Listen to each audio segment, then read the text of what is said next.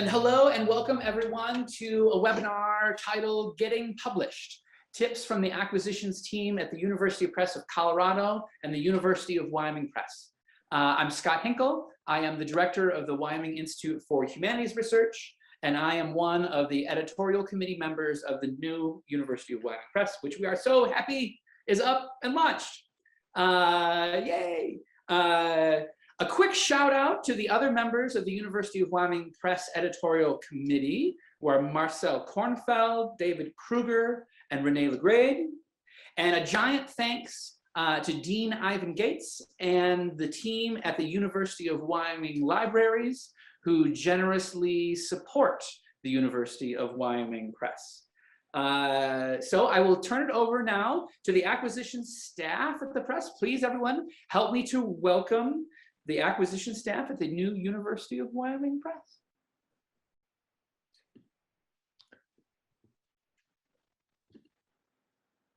All right, hello everyone. I'm going to start things off. I am Darrin Pratt. I'm the director of the University Press of Colorado, which includes the University of Wyoming Press imprint. And I've been with the press for 24 years, 21 in my current job. And I'm going to mention my location because everyone is coming to you from different places today, and I'm sure they'll mention where they are as well. I am in our office in Louisville, but I am the only one who comes to this office right now, and it may be that way for the foreseeable future for reasons you are all too well aware of. I won't repeat the title that Scott already mentioned, but I will dive into telling you a little bit about who we are. So University Press of Colorado is a 501c3 membership organization. And while the parent company is University Press of Colorado, we actually manage 4 imprints, including University Press of Colorado. And Allegra Martschenko, who's going to introduce herself later, is the editor for that imprint. Rachael Levay is the editor for the Utah State University imprint. Nate Bauer, University of Alaska Press, and then University of Wyoming Press is still seeking an editor, and I'll come back to that point in just a moment. So as a membership organization, we have these, I think it's now 11 institutional members, Adams State, Colorado State, Fort Lewis, Metro State, the University of Alaska Fairbanks, University of Colorado, University of Denver, University of Northern Colorado, University of Wyoming, highlighted in gold for all of you, Utah State University, and Western Colorado University. And it's worth noting that from the time we were founded in 1965, we've always been a member institution. So we've always had a mix of Colorado schools that supported the University Press of Colorado. It's a relatively new thing in our 50+ year history to have out-of-state members. And the first was Utah State University in 2012. And Wyoming joined in 2019. And then Alaska just joined this year, a mere few months ago. But we've always been this sort of consortial arrangement. So welcome to the fold. So as Scott already noted, what we've been working on since the University of Wyoming joined the membership in 2019 is building a University of Wyoming Press imprint for all of you. And what you're seeing on the screen is a relatively new, attractive graphic representation of a lot of hard work that's been going on for the past couple of years. I have been having conversations with, and not just me, other people on staff, although I did a lot of the early reconnaissance, but I've been having conversations with faculty, with the people on the Wyoming editorial committee that Scott mentioned, with Dean Gates, and trying to sort out what you all wanted to do.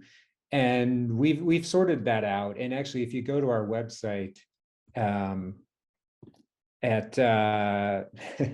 I love the meadowlark too, Sue. If you go to our website, www.uppcolorado.com, you will see at the top level navigation a link that says our imprints. And if you click on that, all 4 imprints are listed. And if you then additionally click on the Wyoming imprint, there's a whole description of what this new press editor for the imprint is going to be acquiring. I will also show you, we have a horizontal version of this logo too, where the text is off to the right side of the bird and the state in which it sits. We also have this version, which is going to be used as the sort of colophon on the spine of the books, which I think is also really nifty. It doesn't have the state in it, but it has, the word, which is good, I guess. So one of the things that's really great news for us and for the imprint is that in October, the NEH announced its recipients of their SHARP Awards, the Sustain in the Humanities through the American Rescue Plan grants. And we were one of the recipients. We got a $56,000 grant that would support a position for a portion of a year. So the whole program, the whole grant program is for a year, allowing for some time for us to recruit and hire an acquisitions editor for this imprint, and then the money will cover the rest of that year during which they're working for us. So this is really exciting news. We have the grant in hand. We will be announcing the new position soon. We're just still sorting out some final details about that, but we're very close. So stay tuned for that, but it's very exciting to be at this point, like Scott said earlier before we got started. And I am now going to pass the torch to Nate Bauer of the University of Alaska Press. Thanks, Darrin. Thanks to everybody else for being here. My name is Nate Bauer. I am, as Darrin mentioned, the acquiring editor for University of Alaska Press books. I'm coming to you from Fairbanks, Alaska. This is not a live shot, but about 12 hours ago, the skies did look an awful lot like this. We've had really active auroras this week, so it's a good time of year to be in Fairbanks. In Fairbanks, we acknowledge the Alaska Native Nations upon whose traditional lands our communities reside. Our city is located on the traditional lands of the Dana people of the lower Tanana River.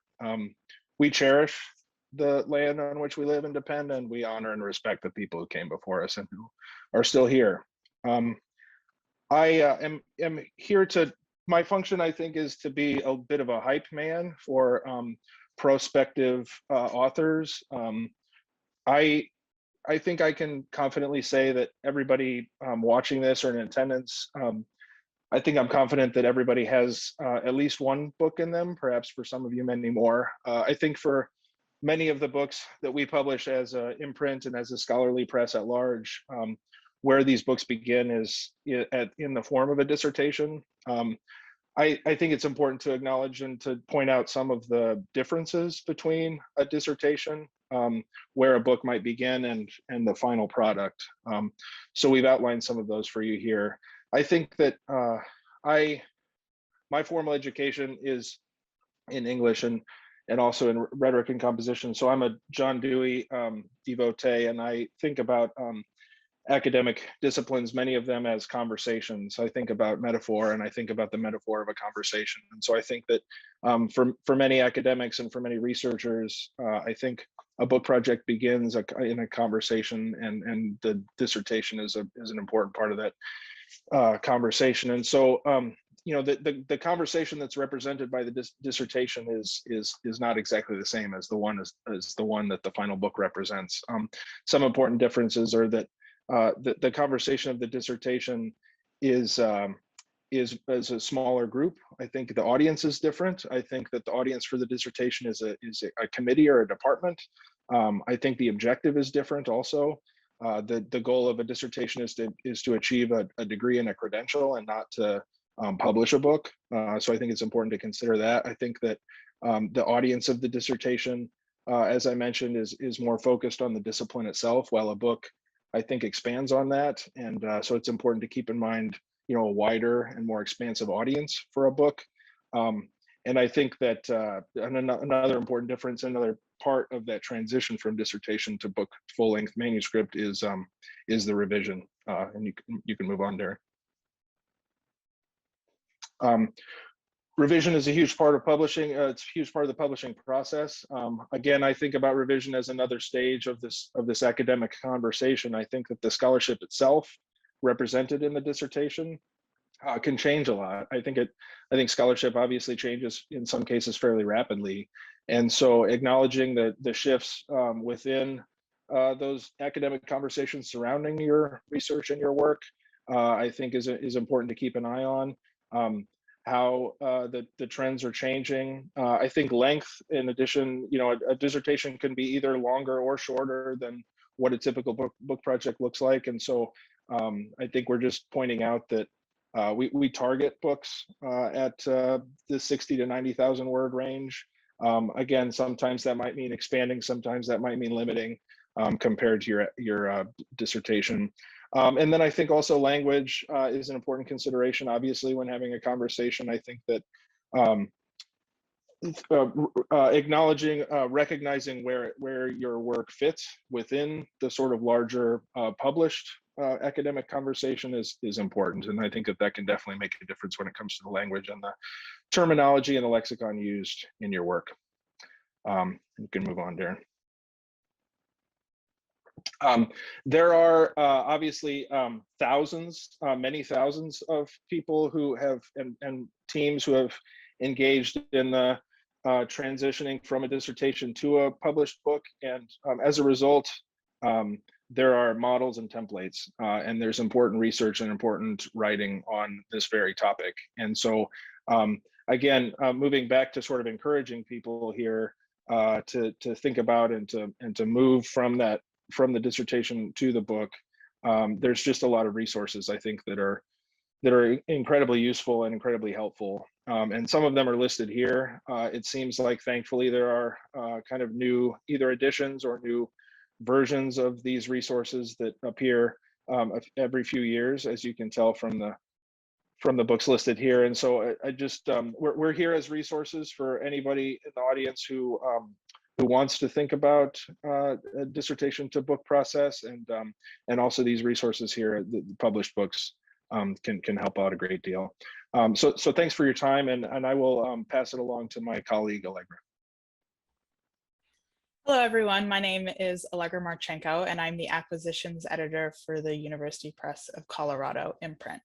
I'm coming to you from Ithaca, New York today, where I live and work on the traditional homelands of the Gayacono, or the Cayuga Nation. And so now that you have a basic idea of how to revise your dissertation, or you have a book in hand, I'll be talking a bit about which press you might want to submit to. And there are a lot of things to consider, but two of the big ones are subject fit and size. So for subject fit, presses are extremely disciplinary, and this is for good reason. We put our resources into specific fields to make sure we are doing a good job finding audiences and getting your book out into the hands it needs to reach. So submitting to a press that doesn't publish in your area will not make you stand out in a good way. Most likely you'll just get a rejection that says something like, "This isn't a good fit for our list," which really means the press doesn't quite have the resources to give your book the best chance out in the world. So in finding a press that does publish what you're trying to publish in, I have three recommendations. One is look at your bookshelves. Look at the books that have been published recently in your field, the ones you admire. Find those little logos on the spine, like we saw Wyoming's pretty one, or look at the copyright page to figure out what presses are publishing recently in your field and are publishing books that would be somewhat similar to yours. That's a great place to start. You should also attend your conferences. If a press publishes in your field, they'll likely be at that conference in the exhibit hall. And you can use this opportunity to sit down with an editor and talk about your book, either to essentially pitch it or also to get a bit of feedback on its development. And I'll say that even if you've already published with the press, it's nice to say hello to your editor at the conferences. We always like to meet people in person and chat. And finally, you should talk to your colleagues who have been through this process before. Find out who they published with and find out what their experiences were. Consider not just does the press take your book, but also does it seem like the type of place that will serve you in your academic career? So sort of on this theme, the next thing to consider is size. Big presses, for instance, come with a lot more prestige. If you're about to go up for tenure or you're looking for a new job and you want a top shelf publication, it could benefit you to go for a big press.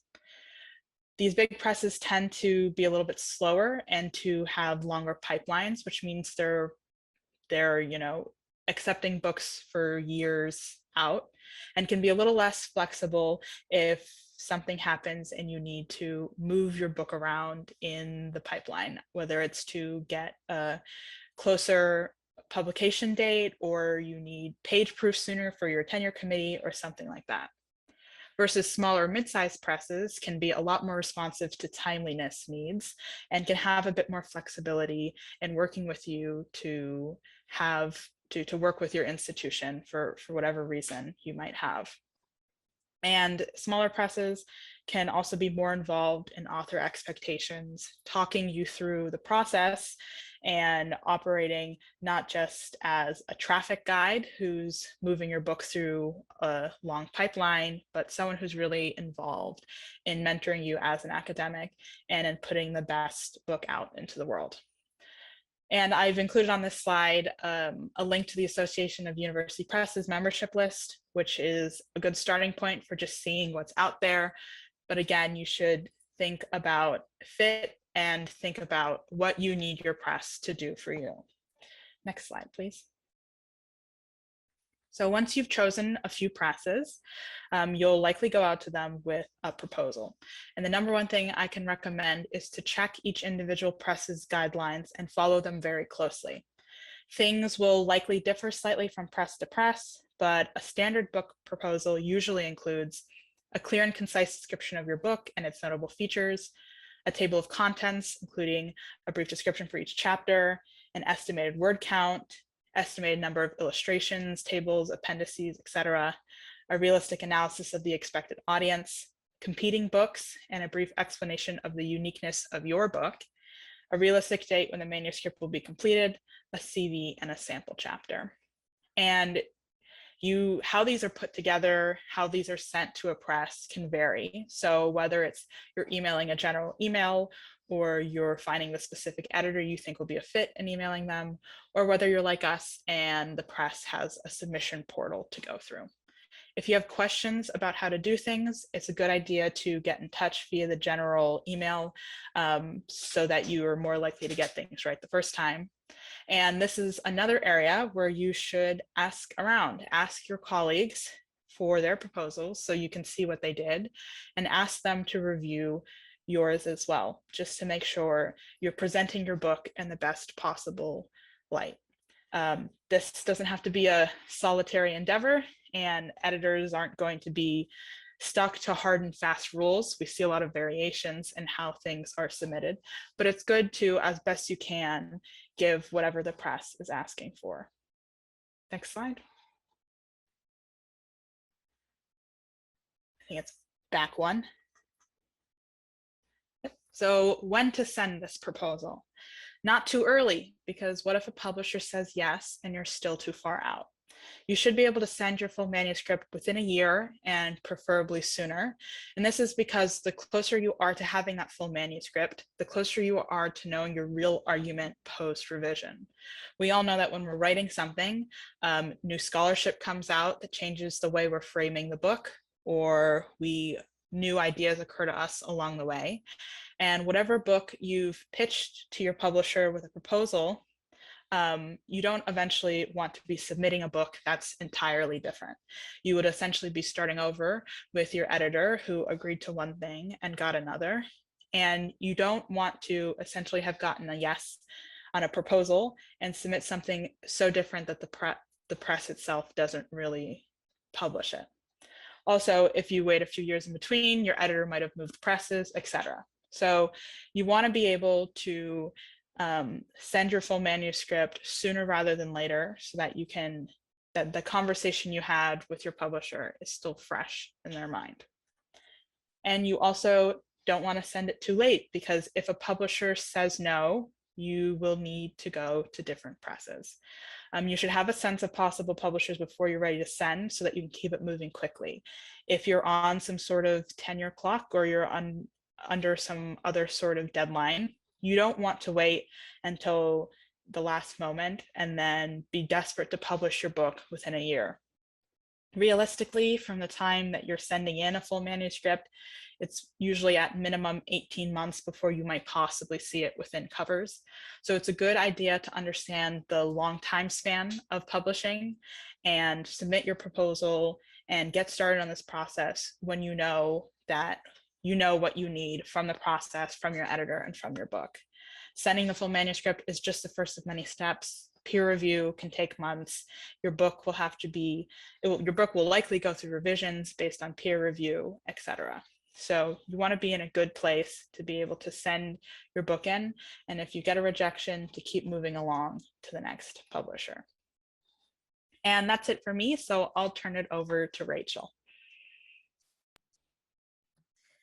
Hi, my name is Rachael Levay, and I'm the acquisitions editor for the Utah State University Press. My pronouns are she and her, and I'm talking to you all today from Pocatello, Idaho, which is on the traditional homelands of the Shoshone-Bannock people. I've been with USUP for about 4 years, and my primary list areas include writing studies, folklore, and natural history. And I'm going to talk a bit with you all today about the peer review processes and what to expect before, during, and after. Submitting for peer review can be really stressful, and we all know that whether it's for a journal article or a monograph, it's going to be a bit of a process to navigate. And all of us as editors have seen authors who've both hurried into that process and authors who've also procrastinated as long as possible in making the decision to go ahead and submit. So both approaches can be problematic, and we encourage authors to really take the time to ensure that you're submitting your best work for peer review. So to start out, I'm going to talk a bit about the nuts and bolts. As you move into the peer review process, make sure that you followed the guidelines for the press. Are there extra places where you need to give the manuscript attention that's particular to the press you're submitting to? Here at USUP, we use the Chicago Manual of Style, but I am always clear with authors that I don't want authors or editors to undertake style guideline work along those lines pre-acceptance, and that we're happy to review the work in whatever style it's in, but that's not true at every press. So some presses might want you to have a specific style in mind. There are also some common mistakes that are worth checking for when you reach this stage, like accept all of your changes and turn off track changes, because that can be a really persistent issue with a manuscript as it moves forward. Are there bracketed places where you've written yourself notes? I always say like bracket more here, and that doesn't help anyone who's reading my work. So you can go ahead and search through and make sure that any of those have been cleaned up. Are your notes and bibliography complete? Have you included all of the pieces, including your introduction, all of your chapters, your table of contents, and your references? And sometimes we recommend just going ahead and printing it out and going through it with a pen in hand to make sure that you have all of those pieces. So next slide. Thanks, Darrin. So I think actually there might be one slide prior. Is there one? Nope, maybe not. Okay. So your press might ask if you'd like to suggest some possible peer reviewers too, or even more importantly, scholars who should not be asked to read the manuscript. And so for reviewers you suggest, they should be well positioned to read your work, but they shouldn't be mentors, either someone from grad school or the profession who knows your work super closely. They shouldn't be colleagues, co-authors, or your best friend. But in most disciplines, everybody knows everyone at least a little. So we also understand that your suggestions shouldn't be from complete strangers necessarily, because it should just be someone who can be objective about your work. And for scholars who you don't want to read your work, you don't need to tell us why. We all know that there can be bad actors in every discipline, and that information isn't always clear to us as editors. So while we may or may not query the names that you suggest, we can ensure that we won't query those you ask us not to. Finally, presses handle peer review differently in terms of anonymizing. At UPC, we use a single anonymous process, meaning the reviewers know the author's identity, but the author doesn't know the reviewer's identity. And you should feel free to ask your editor in advance what the process is for anonymity if you'd like to know. And it's also fairly common for peer reviewers to provide blurbs for work in marketing copy. So down the road, it may be clear to you who your reviewers were, but not in every case. So waiting for your peer review can be really difficult. And honestly, it's best survived by just putting it out of mind as much as possible. Timelines are also a challenge during peer review. Many of us joke that editors could likely work half time if peer reviewers always met their deadlines. And we used to say that before COVID, and it's even truer now than it was before. But we know that it's challenging to wait for those reviews. So here are a few things to just keep in mind. First, feel free to keep in touch with your editor. If you're attending a conference, when that's a thing we all do again someday, as Allegra mentioned, do stop by and say hi to your editor, and feel free to check in and chat about where things are at. And also remember that you're working with a team. I have definitely worked with authors here and there who can struggle with that idea and have potentially been a little bit curt or rough with assistant editors in particular when things are running long, but please do remember that we're all working together on these projects and that there is a collaborative nature to it. And oftentimes an assistant editor is the one who's doing a lot of the work on the manuscript, so you want to be extra kind and thoughtful with them. And be patient as much as possible. We don't always have a lot of control over what happens when, and sometimes peer reviewers can ghost us, in which case we have to start over. And so if deadlines can't be met by reviewers, we try to accommodate as much as possible, but we're doing our best to move things forward as quickly as possible. So next slide. Thanks. Peer review is the most valuable part of the process. It's what distinguishes scholarly publishing from other kinds of publishing, and the goal of peer review is always to make the project stronger. But part of that is figuring out how to balance the feedback you get with the knowledge that comes from having written your particular book. So you as the author know what is applicable to your book and research, and sometimes reviewers offer feedback that tends to make the project their own rather than working with the original vision of the book. So knowing how to do that takes time, so be sure to read over your reviews multiple times. And I recommend spending days or weeks between readings in many cases to give it meaningful thought. We've also shared our processes on our website, including our reviewer guidelines, but not every press publishes that information. So you're welcome to ask your editor to share those metrics in advance so you can understand how your work is being evaluated. In general, though, most presses ask really specific questions of their reviewers, and it can be helpful for you as an author to know what was asked of them and to use that in your context for your reads. Examples of common questions include, is it a valuable contribution to the field? Is it well written and well organized? What are the competing titles? What do you see as the market for this book? Does it embrace inclusive principles and practice equitable citation? And is it suitable for the press? One of the most difficult parts of the process is that peer reviewers don't see each other's comments, so they frequently disagree with themselves and also, or disagree with you and with each other. It's very common for us to have reviews in which one reader says, I love X, and the other reviewer says, X has to go. So it's up to you to figure out which is right and how you will keep X, but potentially move it in a more expansive or engaging territory that keeps what one reviewer loves and amplifies it for another. And your editor should help you with this. We read through the peer reviews very closely and look for commonalities, highlight contradictions, and offer advice about what should perhaps be emphasized in the next version of the manuscript. And in most cases, peer reviewers have gone through this process before and understand how difficult it is and do try their hardest to be constructive, respectful, and engaged, but they don't always, truthfully. So next slide. I brought some of my worst case scenarios. Odds are good that you as an author won't see anything like this in your research life, but if you do, just remember that others experience it too. These are from older peer reviews, and our practices now would likely include editing out some of these comments. But again, not all presses engage in redacting harmful comments from reviews. So if nothing else, hopefully this list of reviews shows you that it's a really good idea to turn off your track changes, because this reviewer was particularly upset about it. So next slide. So now that we've talked a little bit about some worst case outcomes, realistically, you will see a few scenarios come into play. Peer review often asks for complex revisions, major changes, or changes that look minor but require a wholesale rethinking of your argument. So you should be prepared at every step, but especially here, to be challenged with a reconsideration of your book project. But know that those reconsiderations should be generative and looking to improve the scope of the work. And hopefully you'll be grateful you took the time to do it when you're on the other side of it.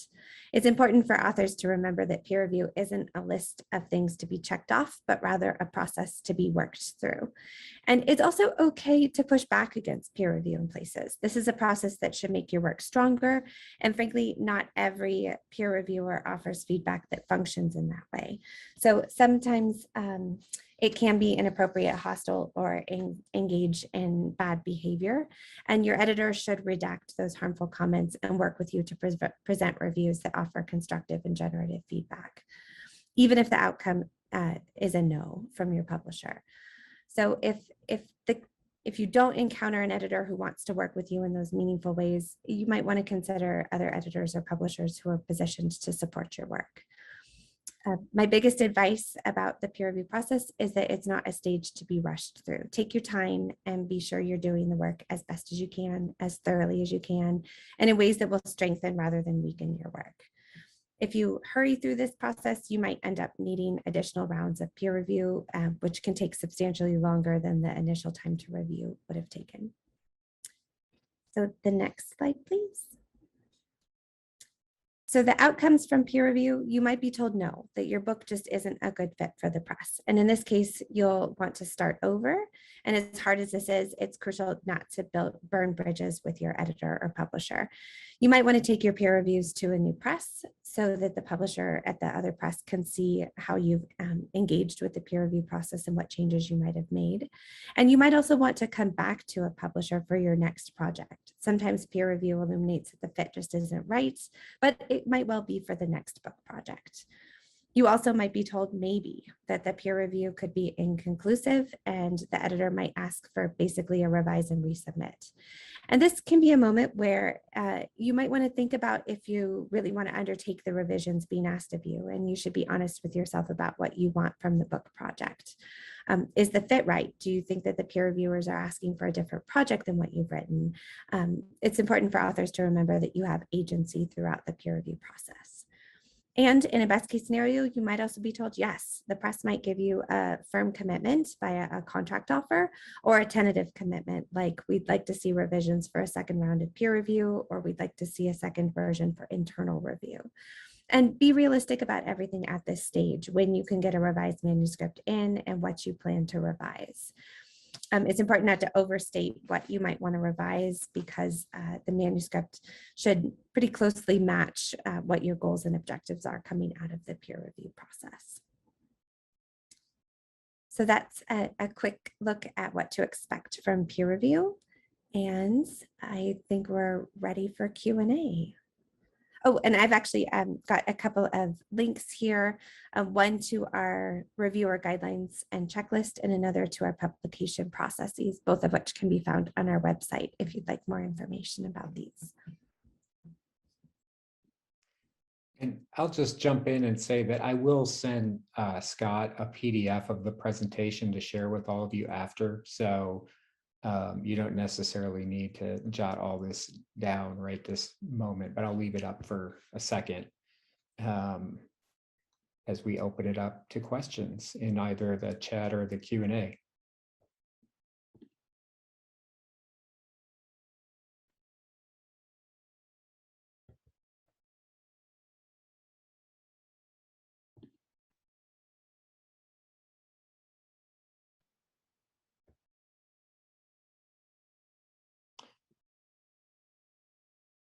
While I'm waiting for the questions, I think I probably left these links up enough. We also have here, wait, oh, there we go. Yeah, the contact info for all of us. We are more than happy to answer any of your questions after the presentation as well.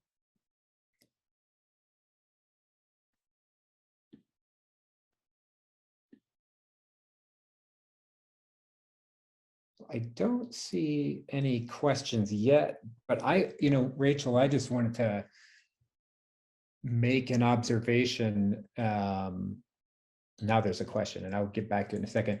But you made the point about, that an author doesn't have to necessarily accept what the peer reviewers say or everything the peer reviewers say.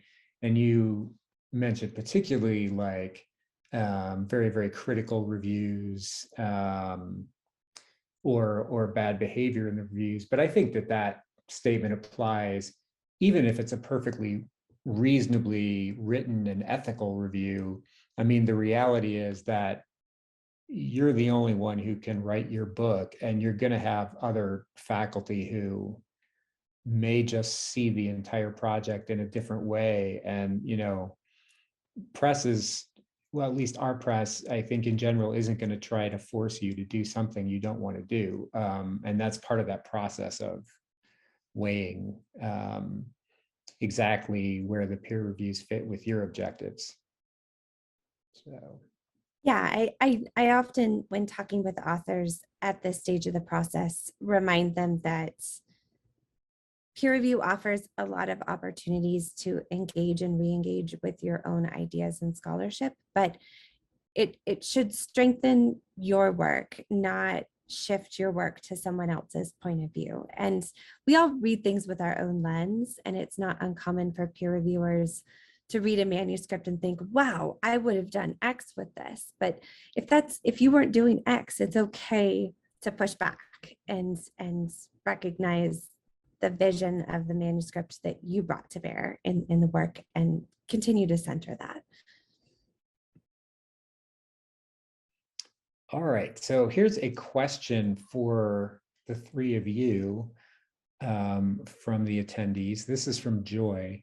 What are the discipline specialties of the University of Wyoming Press? And Scott posted a link, but I thought maybe you just want to speak to that as well, to everyone who's attending. I can jump in with one of the disciplines. Maybe we could each take one of the three to talk about. One of the disciplinary areas that we're developing for the Wyoming list is public humanities. And we're still thinking a bit about what that will look like, the extent to which we'll be publishing books in public humanities, and also the idea that we might publish on public humanities and kind of create a set of maybe short, approachable books that would be interested in the idea of public humanities and how to present public humanities for the general public and for scholarly audiences simultaneously.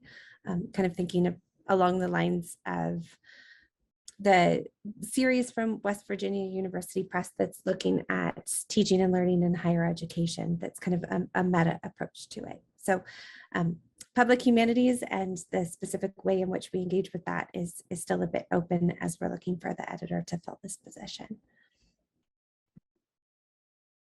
Yeah, another one will be environmental humanities. And as Rachel indicated, there's a lot we're still trying to figure out about how each of these disciplines will take shape. Starting a new list in an area that we don't previously publish in comes with a lot of questions and a lot of really great opportunities to think about not just environmental humanities itself, for instance, but how it will intersect with our other list areas, like our environmental justice list or something like that. So that will be another one that we take the first running steps in as we find an editor. Yeah, I'll take the last formal one, which is democracy in the United States. There's obviously been renewed interest in democracy as a concept across disciplinary fields over the last few years. Ties closely to history, but also I think that there's efforts to think about this in exploratory ways. People might be familiar with Justice Louis Brandeis and his quote about states and institutions in the United States being laboratories of democracy. And so thinking about this version of history and political science as very exploratory and experimental, and I think that it's exciting to have a focus area that's provocative in those ways. All right, thank you all. Next question, this one from Tiger. In general, do you have advice for a first-time book publisher? Any downsides to publishing at one's home institution's press? I would say if your home institution press publishes in your area, there's not really a downside. I came to UPC from the University of Washington Press, and we had a really close relationship with our campus institution. And sometimes we would get proposals from people in fields that we just didn't publish in whatsoever, but that they thought, well, we're all at Washington together, right? So we can all be book publishing friends. But as Allegra mentioned, because we didn't publish in their areas, it just wasn't a good fit. And we wouldn't have been able to reach their readers. And that can be a frustration for authors. So I think if your institution publishes in your area, yeah, go for that. I don't think that there's a real downside there. Nate, Allegra, did you have thoughts on that? Yeah, Rachel, I would echo what you said. I'm coming to you from University of Alaska Fairbanks, and the University of Alaska Press has long had kind of a regional focus, and I think that there are some other university presses and imprints like that. And so I think it really comes down to, what the press or what the imprint is focused on, kind of subject matter area wise. I would say that 90% of the books that have University of Alaska Press on the spine have something to do with Alaska or the global north, and again, there are other presses and imprints like that, but of course there are also many more presses who are focused on list areas and subject matter fields that aren't as regional. And so I think it really does matter. I think the biggest question is what's the specialty of the press or the imprint, and I think if that is aligned to a researcher or a scholar's specialty, then I think that there's not much downside at all.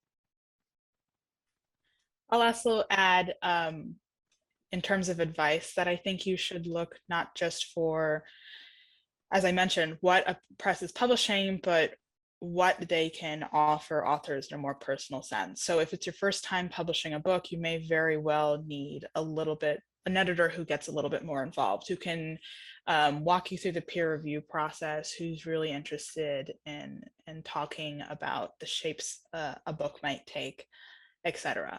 And there's no shame in needing that, and there's no shame in passing on presses that might come with a little bit more quote unquote prestige because you found an editor at a different press that you think that you'll be able to work really well together with, and that will set your book up for success, whatever success might mean. So don't be afraid to sort of look inward and reflect on what sort of networks you have in your own life. If there are people in your own life who have been through publishing before and can serve as that sort of mentor figure as you go through book publishing, maybe you need a little bit less from your editor themselves and you can look for different types of presses. But if you need a bit more, look at not just presses as a whole, but editors specifically and what they can give you. That's super good advice. So thank you again. I have another question here from Nancy. This one's a little bit longer, so bear with me. Thank you for this helpful info. If a book works at an intersection, for example, of rhetoric and national public memory, but set in Wyoming, what's the best way to decide which of your presses or imprints to approach first? And would a highly situated project like this be good to discuss with a press rep a little earlier while still in progress, so the press might ask for some specific shaping? So 2 questions there. I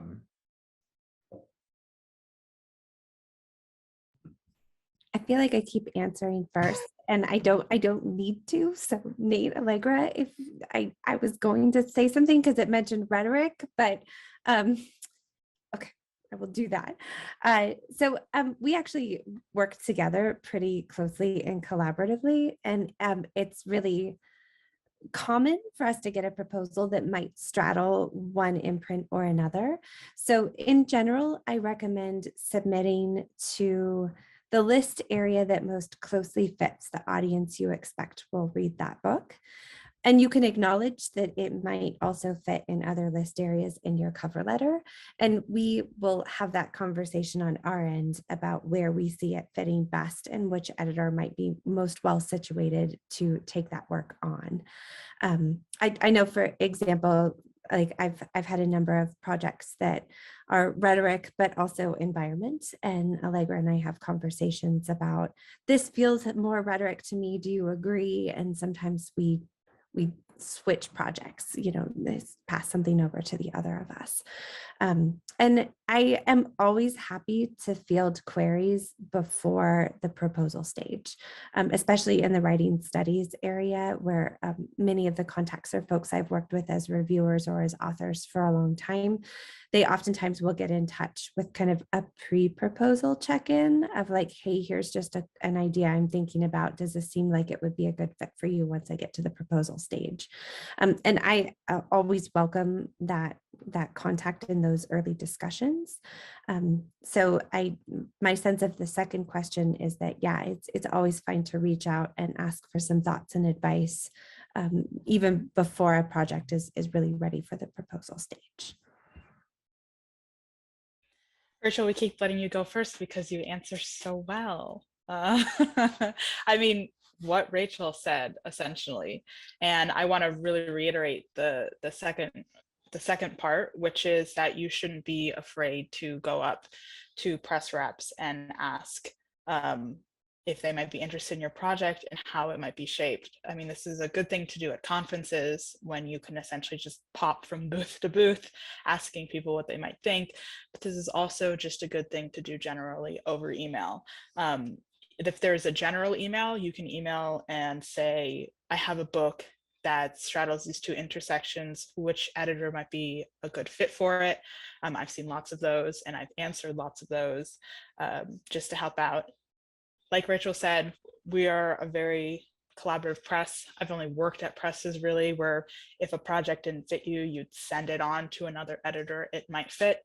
But if you're worried about that, you can also just ask a general email to the general email or to the editor you think might be a good fit and say, I have a project that does this and this.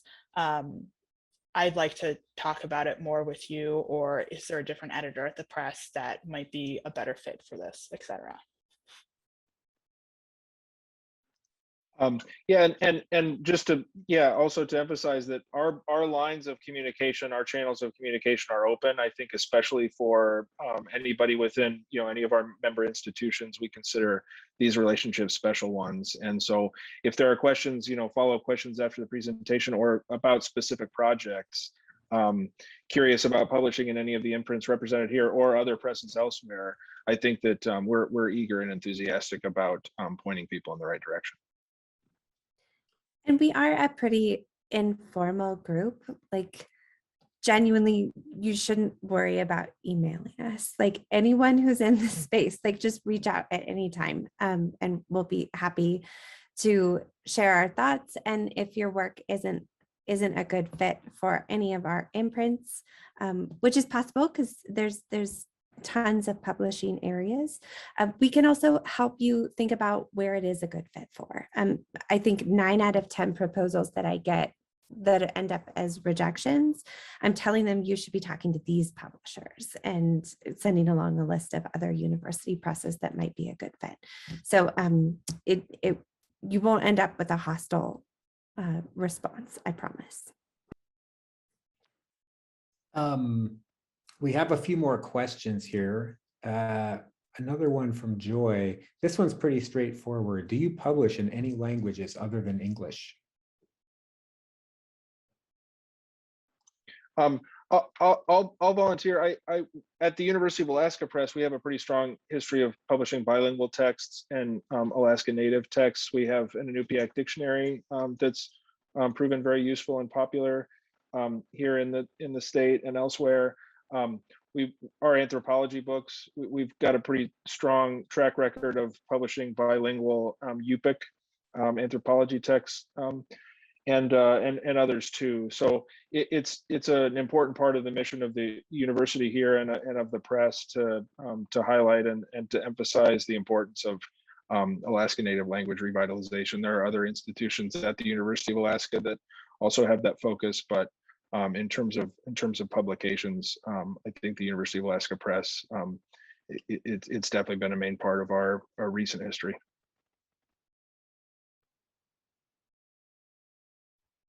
University Press of Colorado imprint doesn't really publish, say, full Spanish language books that we are pushing for the Spanish language market. We have done a lot of translations, and if authors do find publishers in different places that might take on their book, we definitely do our best to help out in that process and give any other press whatever they might need. All right, the next question is from, and I hope I'm saying your name right, Emmeline. So Emmeline asks, once the book is printed, does the press help market and sell the book? What counts as a highly successful book project? I'm going to answer first again. Before coming over to UPC, I worked for 12 years as the marketing and sales director for the University of Washington Press. So I have some experience thinking about the marketing and sales end of things. The answer is yeah, definitely. Every university press is marketing and selling their books. And at our press in particular, we focus more so on the scholarly end of things. So we're looking at journals for review copies, academic exhibits, social media promotions, email lists that are promoting the books for texts and course use. And we ask all of our authors as they submit final projects for publication to include a marketing questionnaire. And that questionnaire is pretty intensive and asks for a lot of information about your audiences and readers and how best to connect with them. And I think the idea of a highly successful book project, that's a tricky thing to answer. There's been a lot of data done across university press publishing about sales by discipline. And the vast majority of disciplines are selling 200 copies of a monograph. And there's definitely outliers that both oversell and then also outliers that undersell those numbers. But in general, because we're a nonprofit with a scholarly mission, for us, success is much more about reach and usability and contribution to the discipline.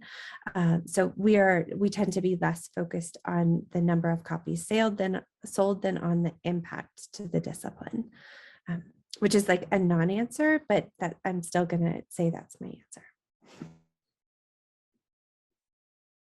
When I will just add, I'm not really answering questions, I'm just asking them here, but I will add that, now that open access has become a bit of a thing, that's another metric we're looking to when we're determining, how successful a book is. The problem there is that not all of our books are available open access, but when they are, the number of accesses and downloads can be incredibly encouraging for authors who might have only sold 200 copies of a print version, but then they had 15,000 downloads in a period of 6 months, where there's considerably more interest than you would have guessed from the sales themselves. So anyhow, moving on to the next question from Joy, and this is a good question, Joy. Does this press, the University of Wyoming Press, have a regional focus?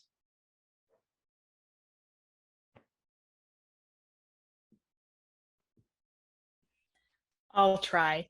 That's a little bit tough. As we've indicated when we talked about the subject areas earlier, some things we're still figuring out a bit. So we do publish some Western history, and we would be very happy to publish, University of Wyoming faculty or anything about the local Wyoming area. How that develops, what the focuses are, could shift and change a little bit, but we are interested in being connected to a local Wyoming community.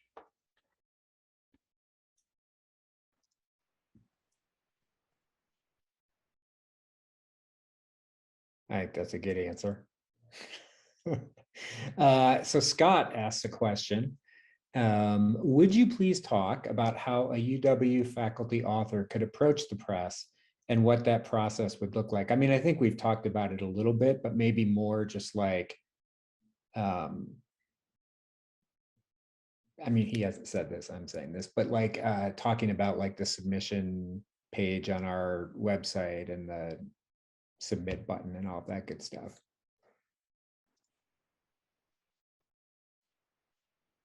As well as the early outreach. Nate, you should go first this time. Sure. I mean, I engage with authors in all kinds of different ways. I mean, obviously, like email and stuff. I mean, it's fine if people just want to email. I think any of us, as we've expressed. I think formally, there is information in the proposal process that is highly valuable for both the author, for both the proposer, and for the prospective press publisher.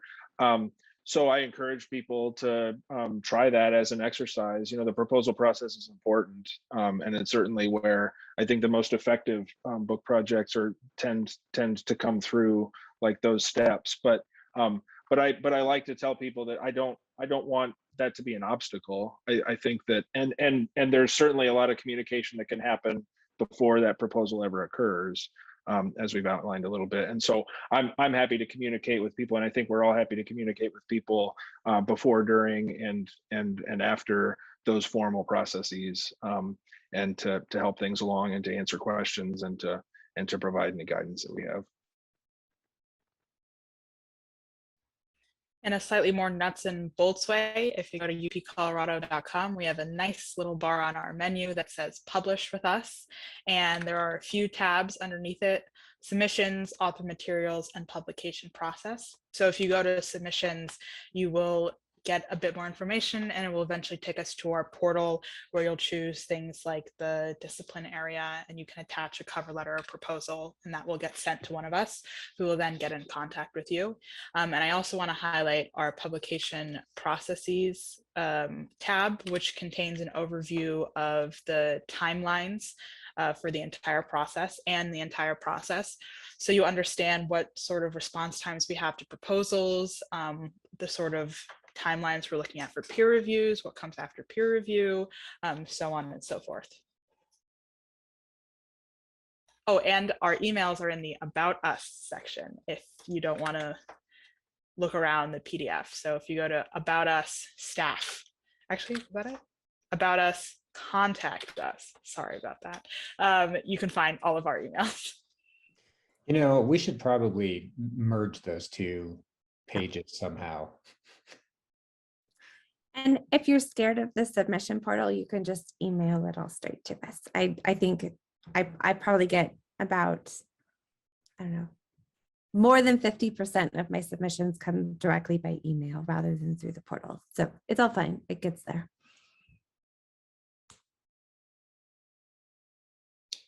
I think that's the end of the questions. If anyone has anything else, now's the time to post it.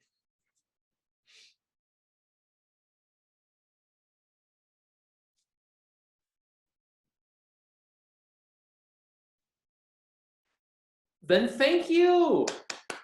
Well, and thank you for having us. Yeah, you're pros, and we're so glad to have you, and so thankful for your work, and just really great. Thank you, everybody.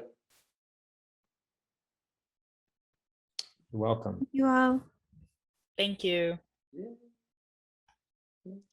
And if you do have a manuscript to submit, I'll say in parting, you are in good hands with the people you see on the screen here and who've answered your questions. So submit away. Great. Thanks, everybody. I really appreciate it. And thank you for joining us, all of you out there in Zoom land. Oh, yep. Oh, wait, there is one more question. Sorry, let me just answer this real quick. Zachary Taylor asked about the Wyoming editor position and how he might find out more about that. You know, we actually have a jobs area on our website, and it will, appear there soon is the best I can tell you right now. We're waiting for some feedback from NEH, who has a horse in the race as the funder. So as soon as we hear from them, it'll probably go live. That will be communicated to, thanks, Nate. Nate just posted the jobs page in the chat. Once that goes live, that will get communicated to the folks on our editorial committee and to Ivan Gates. And I don't know whether there'll be any internal distribution there, but do check back on our website. All right, I think that's it now. Thanks, everybody. Have a great day. Yep. Thank you all. Bye.